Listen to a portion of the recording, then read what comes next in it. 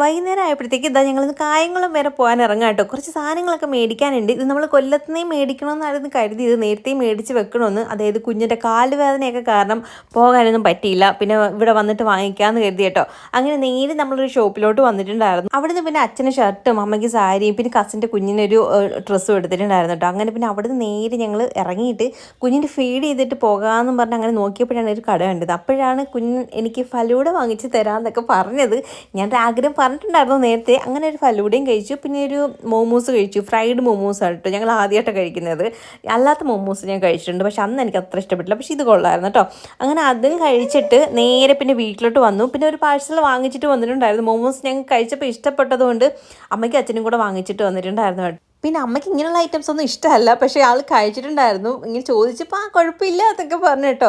അങ്ങനെ പിന്നെ ഇതാ മോളെ ഒന്ന് മേല് കഴുകി എടുത്തിട്ട് അവൾക്ക് മേലത്തൊക്കെ ഇങ്ങനെ ലോഷനൊക്കെ പുരട്ടി കൊടുത്തിട്ടുണ്ടായിരുന്നു. ഇതിൻ്റെ ഇടയ്ക്കൂടെ ചായ ഒരു പരിപ്പൊടിയും കൂടെ കഴിച്ചു. പക്ഷേ എനിക്ക് വിശപ്പുണ്ടായിരുന്നില്ല, വയറ് നിറഞ്ഞിരിക്കുകയായിരുന്നു. പിന്നെ അമ്മ ചേമ്പ് ഉണ്ടാക്കി വെച്ചതുകൊണ്ട് ചേമ്പ് പുഴുക്കുണ്ടാക്കി വെച്ചിട്ടുണ്ടായിരുന്നു കേട്ടോ. പിന്നെ അതിൽ നിന്ന് 1-2 എടുത്ത് കഴിച്ചു. പിന്നെ അച്ഛൻ മോളെ ഉറക്കി കൊണ്ടുവന്ന് ഇവിടെ കിടത്തി. പക്ഷേ ഇത്തിരി കഴിഞ്ഞപ്പോഴത്തേക്ക് ആൾ എഴുതിയിട്ടുണ്ടായിരുന്നു. പിന്നെ ഞങ്ങൾ കുറച്ച് നേരം എന്തിനൊക്കെ കണ്ടിങ്ങനെ ഇരിക്കുകയായിരുന്നു. അപ്പോൾ ഇത്രയ്ക്ക്